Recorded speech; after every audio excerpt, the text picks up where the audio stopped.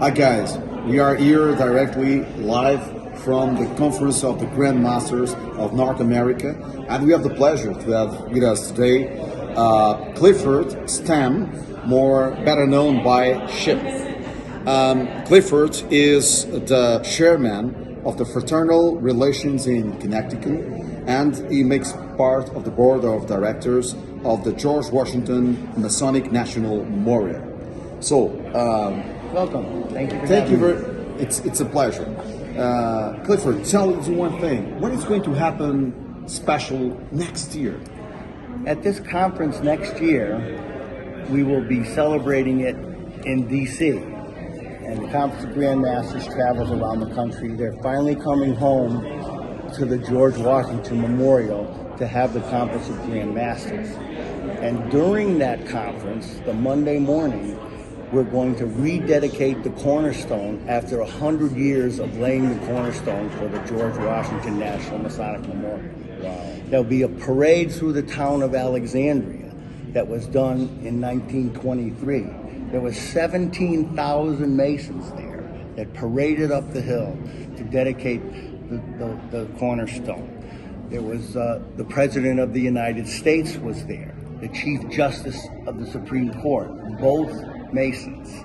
There was the governor from Virginia and the Grand Master of the Commonwealth of Virginia, who used the trowel that George Washington used to dedicate the capital of the United States back in colonial times. Cliff, we are broadcasting for about 52 countries. Wow. So can you explain because it's seen by Freemasons, but non-Freemasons also that are interested in this kind of things. Can you explain who was George Washington? George Washington was the first president of the United States, but more importantly, he was the Continental Army and the founding father of the U.S. You'd hear a lot about founding fathers, but the go-to person was George Washington, who kept it together, kept the colonial army together, and defeated Britain and got their independence, the biggest force in the world at that time. And he was able to use his influence and get that done. And more importantly, 100 years later, I think it was started really in 1899, there was no memorial to George Washington, nothing. The Masons got together by 1910. The Masons, because he was a member of the Masons since he was 20. He actually was made a Mason before he turned 21. He was so excited to be. He was a surveyor. He did a lot during the French and Indian War, and he learned what to do to keep the colonial army together. So that was important. That's great. Two brief notes. Yep. I don't know if you knew it, that after in 4th of July 1776, after the chart being signed, they made a toast with the Portuguese Madeira wine. Yes. And I hope it will be represented next year in there. It will be great. It will, and that was George Washington's favorite wine. That's why. Yeah. And he lived at Mount Vernon, which is right next to, less than 6 miles from where the Masons started buying property to erect this 333-foot tall dedicated monument to him. The reason George Washington, he was actually, they say first in war, first in peace, first in the hearts of his country. His picture's on the dollar bill, the primary currency of the U.S. And we recognize him as George Washington the man. We publicized what he did and how he contributed to the Masonic fraternity, and felt it was important to be counted among the craft. The Masonic tenets were instrumental in forming America and the founding fathers. So just a brief note to tell you that today, the 22nd of February, is the day of the Freemason, and this date was suggested by a Portuguese Grand Master long ago, and they accepted. So today, for all the world, this is the day of Freemasonry because of George Washington as well. So right now we have the honor to have with us Tusch, is the president of the George Washington Masonic National Memorial Association. Am I right? That's correct. Okay, great. Thanks a lot for being here also. We're just talking about the amazing celebration that is going to happen next year. What it's going, for people that never visit the memorial, what's special about it? How long do you have? First of all, it's a remarkable structure that was built to memorialize George Washington and express the esteem that we, as Freemasons in the United States, hold for George Washington. But more than that, today, our mission is education about the virtues and the vision, the mission of George Washington, the man, the Mason, father of our country, father of freedom, as he's known in Europe. And so it's more than just a big stone building, and it is a big stone building. It's 333 feet tall at the head of historic King Street in Alexandria, Virginia. Built, originally, conceived conceived before that really, but in 1910, the people who conceived of the building got together, the Grand Masters of the United States, and that ostensibly is where this conference began. And To build that building? To build that building. Claire, would you say that this is also an inspirational experience? Oh, remarkably so. As a matter of fact, I'm speaking today at the Grand Master and Deputy Grand Master's luncheon, and that's part of what I'm going to try to convey.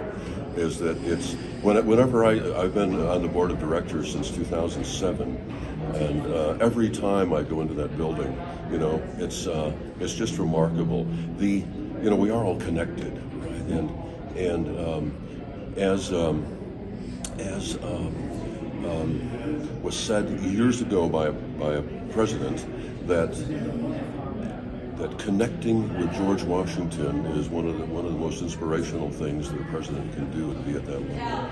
And that's the way I feel every time we go into the building. I was just hearing you and trying to remember about the Masonic experience. It's trying to get home again. It's trying to connect with ourselves also. Right. Would you say that the values that George Washington inspired are most wanted right now in the world? Absolutely, and that's the other thing that I'm going to convey today.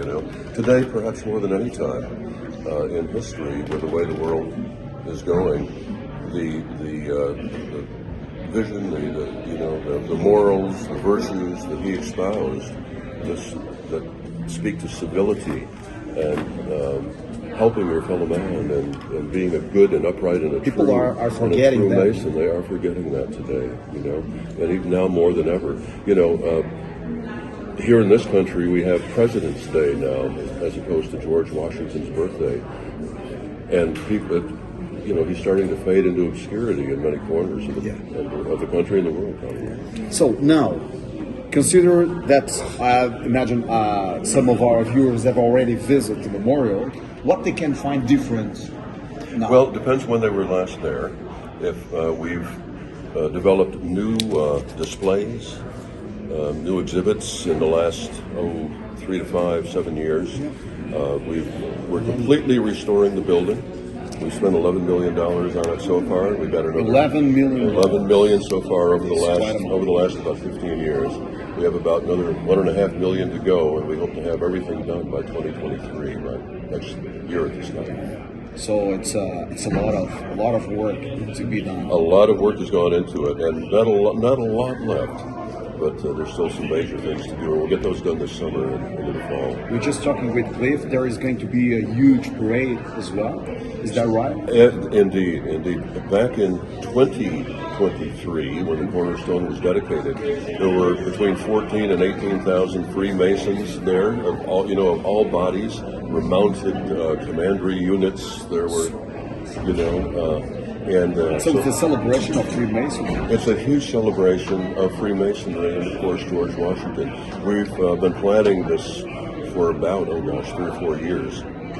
We're working with the Grand Lodge of Virginia, the city of Alexandria, the numerous Masonic bodies. It's a lot going on. A lot of planning going into it to make it one of the best events, hopefully, that has happened for a long, long time. So, what is your final message for our viewers for this day? Please invite them to. So please come to the George Washington Masonic National Memorial in Alexandria, Virginia on February 20th next year for what will be a once-in-a-lifetime event, once-in-a-lifetime experience. Visit the memorial. You'll be awed. You'll be awed, as I am, I think. Every time I enter the memorial, I go, wow, this is a remarkable experience. You'll have, and of course, the Capital District, Washington Capital District, is a remarkable place to visit for anyone. It was amazing. Claire, thank you very much. It's our pleasure. Cliff, it was my pleasure. Thank you. And I hope we'll meet again next year. And I invite all of our viewers to be present and to understand, because it's more important than ever.